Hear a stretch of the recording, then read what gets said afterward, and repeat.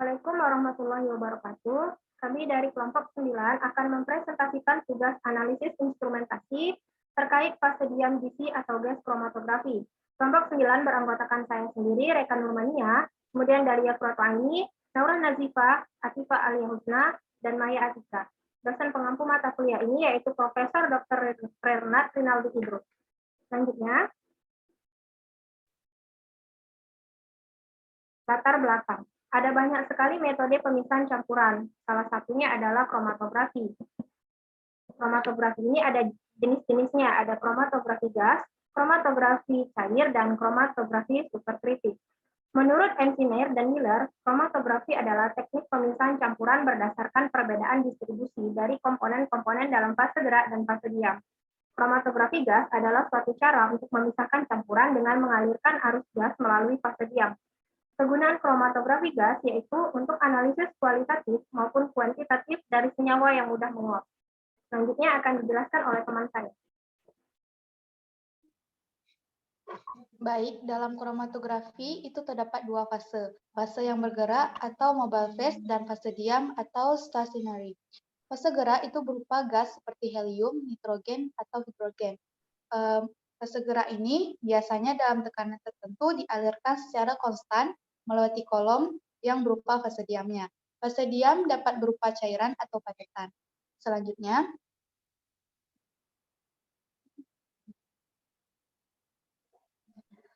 fase diam sebagai zat cair disebut dengan kromatografi gas cair atau gas liquid kromatografi atau disingkat dengan GLC. Fase diam dapat berupa zat padatan yang dikenal dengan kromatografi gas padat atau gas solution kromatografi atau disingkat dengan GSC. Keduanya hampir sama, kecuali dibedakan dalam hal cara kerjanya. Pada gas solution kromatografi, pemisahan berdasarkan adsorpsi, sedangkan pada gas liquid kromatografi, pemisahannya itu berdasarkan partisi. Fase diam adalah zat cairan atau padatan yang diletakkan pada padatan pendukung yang berada di dalam tabung kaca atau logam yang disebut dengan kolom. Selanjutnya akan dijelaskan oleh teman saya.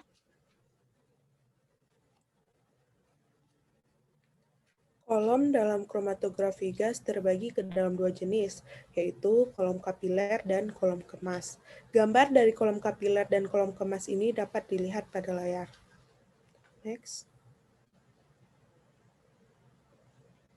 Kolom kapiler yaitu kolom tipis leburan silika atau kaca silikat murni yang memiliki diameter kurang dari 1 mm dan memiliki panjang yang berkisar antara 50 sampai 100 meter.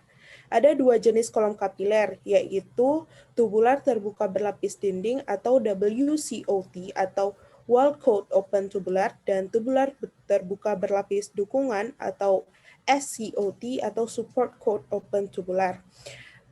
WCOT ini merupakan kolom kapiler yang dinding dalamnya dilapisi cairan sebagai fase diam, sedangkan SCOT ini dinding dalam kolom diberi lapisan tipis padatan yang mengabsorpsi cairan sebagai fase diam. Next.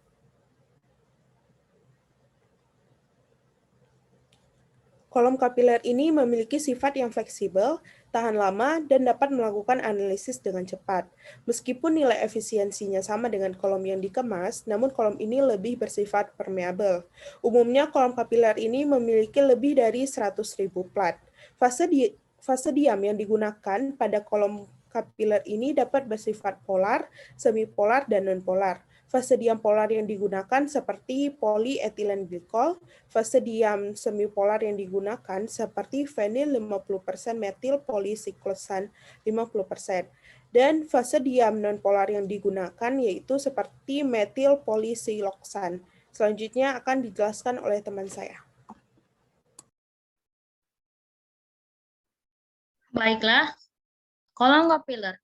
Kolom kapiler memiliki beberapa ciri. Yang pertama ialah kolom WCOT terdiri dari tabung kapiler yang dindingnya dilapisi dengan cairan sebagai fase diam.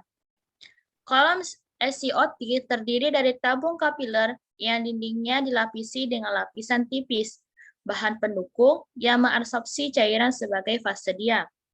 Kolom COT umumnya kurang efisien dibandingkan kolom WCOT. Kedua jenis kolom kapiler WCOT maupun SCOT lebih efisien dibandingkan kolom yang dikemas. Selanjutnya,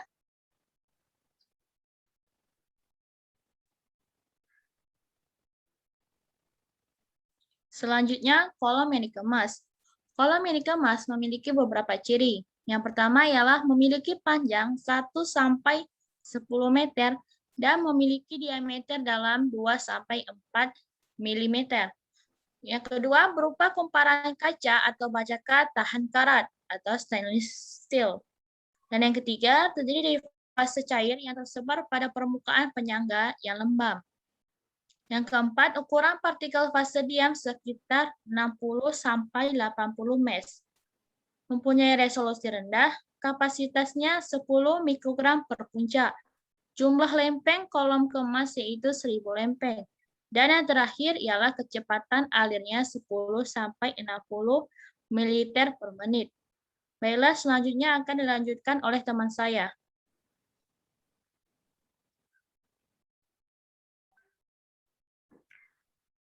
Baik, jadi ada beberapa fase diam yang umum dan biasanya digunakan pada kromatografi gas ini.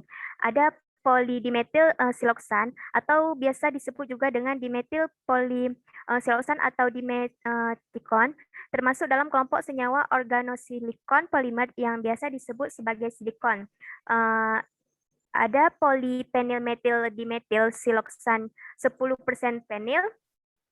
Terus juga ada polipenil metil dimetil siloksan 50% penil.